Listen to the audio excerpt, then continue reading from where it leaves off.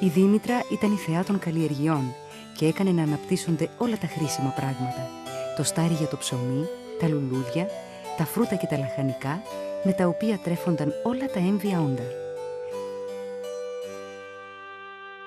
Κάθε φορά που η Δήμητρα κατέβαινε από τον Όλυμπο για να φροντίσει τα λιβάδια της, έπαιρνε μαζί της την κόρη της, την Περσεφόνη. Η Περσεφόνη ήταν όμορφη και γεμάτη χάρη και ανάλαφρη σαν τον αέρα. Όπου κι αν χόρευε, λουλούδια φύτρωναν στα πόδια της και πουλιά την ακολουθούσαν. Ήταν χαρούμενη και σε αρμονία με όλη τη φύση, ή μάλλον με περίπου όλη τη φύση. Γιατί βαθιά μέσα στη γη υπήρχε ένας κρύος, σκοτεινός κόσμος, χωρίς ίχνος ζωής. Ήταν ένας κόσμος γεμάτος σκιές και θάνατο, όπου βασίλευε ο παντοδύναμος Άδης. Ο Άδης, όπως κάθε βασιλιάς, είχε τους υπηρέτες του και τους θησαυρούς του. Όμως εκείνο που δεν είχε ήταν μία βασίλισσα. Έπρεπε να κάνει κάτι για αυτό το θέμα. Είχε ακούσει για την όμορφη Περσεφόνη. Έτσι, μια μοιραία μέρα, όταν η Περσεφόνη μάζευε λουλούδια όπως το συνήθιζε, απομακρύνθηκε από τη μητέρα της, όπως δεν το συνήθιζε. Έφτασε μέχρι την άκρη του λιβαδιού, γιατί είχε βρει ένα πάρα πολύ όμορφο λουλούδι. Τι υπέροχο που είναι! Όμως καθώς πήγε να το κόψει, το έδαφος άρχισε να τρέμει και να σύεται και να μουγκρίζει.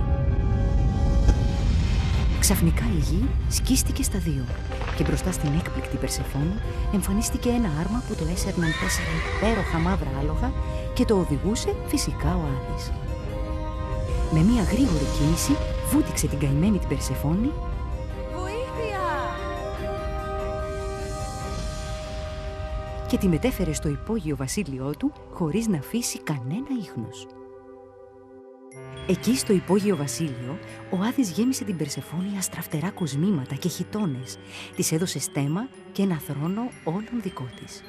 Όμως η παγερή σκοτεινή ατμόσφαιρα της προξενούσε κατάθλιψη. Ήταν μελαγχολική και σιωπηλή και ό,τι και αν της έδιναν να φάει, το αρνιόταν.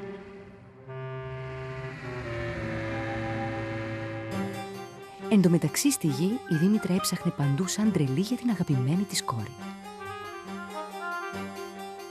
Περσεφόνη! Περσεφόνη! Καθώς περνούσαν οι μέρες, η ανησυχία της Δήμητρας γινόταν θλίψη. Δεν ένιωθε πλέον αυτή την ακατανίκητη λαχτάρα να δώσει ζωή στον κόσμο. Από όπου κι αν περνούσε, τα λιβάδια μαραίνονταν. Τα φύλλα έπεφταν από τα δέντρα. Πάγος σκέπαζε το χώμα και τίποτα δεν φύτρωνε.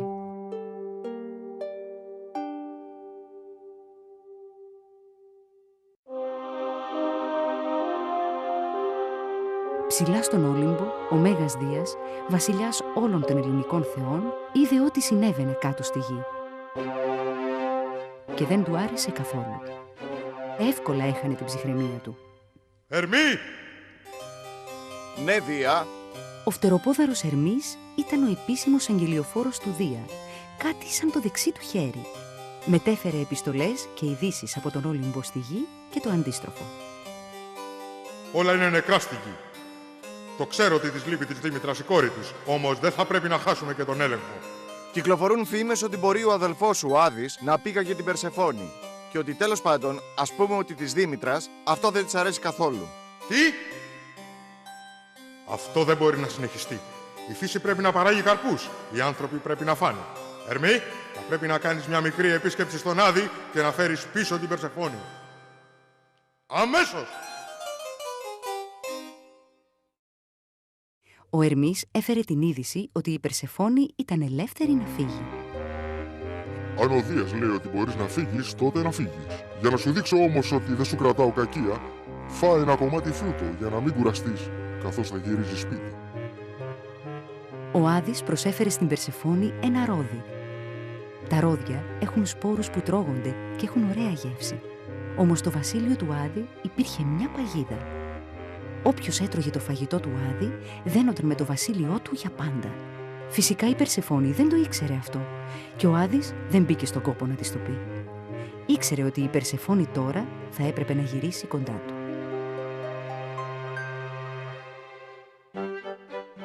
Η Δήμητρα τρελάθηκε από τη χαρά της για την επιστροφή της κόρης της και για μια φορά ακόμα στα λιβάδια ξεπετάχτηκε το στάρι. Τα λουλούδια άνθησαν, τα πουλιά άρχισαν να κελαϊδούν. Όλα έμοιαζαν να είναι ακριβώς όπως και πριν. Υπήρχε όμως μια μικρή αλλαγή, εκείνο το ρόδι. Όταν η Περσεφόνη είπε στη μητέρα της ότι είχε φάει τους σπόρους από τον καρπό του κάτω κόσμου, η Δήμητρα μελαγχόλησε και πάλι, επειδή ήξερε ότι η κόρη της θα έπρεπε να επιστρέψει στον Άδη. Ο Δίας ήξερε ότι η Δήμητρα δεν θα ξεπερνούσε ποτέ το χαμό της Περσεφόνης. Ωστόσο, έπρεπε όλοι να πειθαρχήσουν στον κανόνα. Όμως, δεν γίνεται κανείς βασιλιάς των θεών αν δεν μπορεί να βρει μερικές πολύ δημιουργικές λύσεις.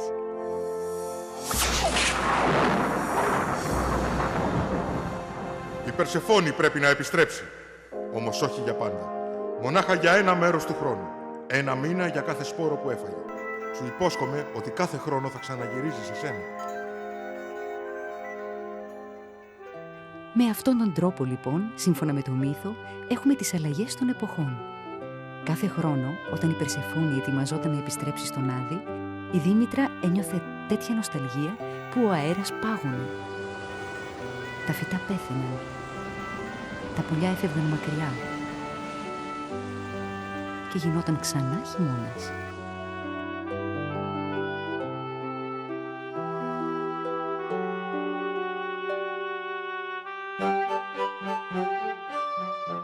Όπως όμως είχε υποσχεθεί ο Δίας, η Περσεφόνη ξαναγύριζε κάθε χρόνο στη μητέρα της. Και όταν επέστρεφε, τα λουλούδια άνθιζαν, τα δέντρα έβγαζαν καρπούς, το στάρι ξεπεταγόταν και όλος ο κόσμος ήταν γεμάτος χαρά, επειδή για μια ακόμα φορά είχε έρθει η υπέροχη άνοιξη.